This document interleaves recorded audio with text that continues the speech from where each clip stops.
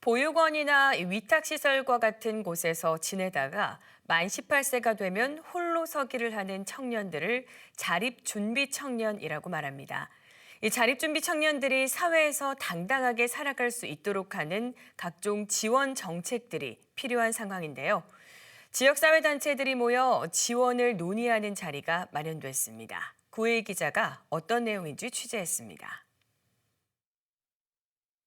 보호 종료 아동으로 세상 밖에 나오게 된 수찬 씨. 캐리어 하나와 쇼핑카트에 들어있는 상자 몇 가지가 수찬 씨 짐의 전부입니다. 하지만 이마저도 함께 몸을 누일 방 한 칸도 마련하기 쉽지 않습니다. 내가 보기에는 그때보다 지금이 훨씬 심각한데요. 왜요? 지금은 방도 없잖아요. 자립준비 청년은 보육원이나 위탁시설에서 지내다 만 18세가 되면 독립을 해야만 합니다. 아동복지법이 개정돼 만 24세 청년까지 보호조치를 받을 수 있다고 하지만 시설을 나와야 하는 청년 당사자들에게는 막막한 상황. 당장 사회로 뛰어들기에는 부족한 경험과 두려움이 앞서기 때문입니다. 인천시에 거주하고 있는 자립준비 청년은 얼마나 되는지 살펴봤습니다. 지난해 말 기준 인천시에 거주하고 있는 자립준비 청년은 모두 505명.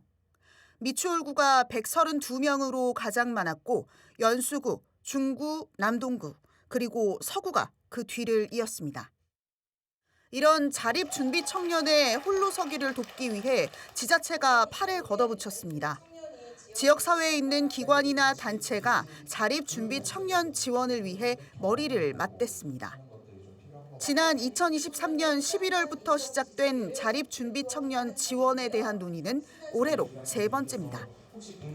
이날 청년들을 지원하겠다며 참석한 기업과 단체는 모두 16곳. 유관 기관까지 더하면 모두 27개 단체가 지원 방안을 함께 논의했습니다.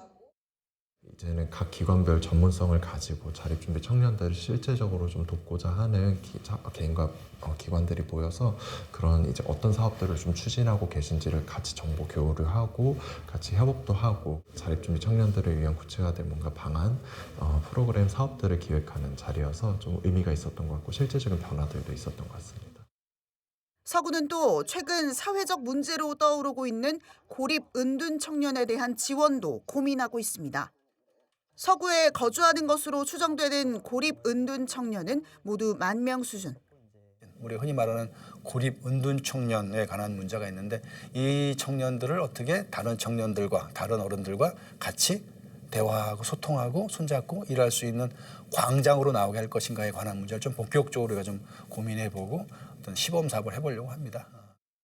서구는 자립준비 청년과 고립 은둔 청년을 위한 멘토링 사업과 같은 지원을 올해부터 시작한다는 계획입니다. BTV 뉴스 구혜입니다.